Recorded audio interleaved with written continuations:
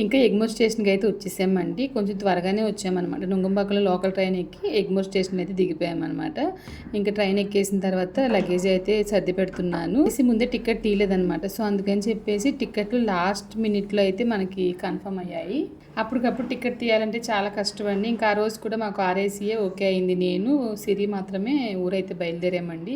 ఇంకా చివరి నిమిషంలో భయం వేస్తుంది మాకు వెళ్ళడానికి ఇద్దరమే అని చెప్పంటే అప్పుడు చివరి నిమిషంలో రాము అయితే వచ్చాడనమాట. తను జనరల్ టికెట్ తీసుకొచ్చాడు, అప్పటికప్పుడు వచ్చాడు కాబట్టి. టీటీఆర్కి వచ్చేసి ఫైన్ కట్టేసి అయితే ఉండిపోయాడు. ఇంక తణుకులో అయితే దిగేటప్పటికి ఉదయం 6:30 టైం అయింది. తణుకులో బస్సు ఎక్కేసి గుడుము అయితే వెళ్ళిపోయామండి.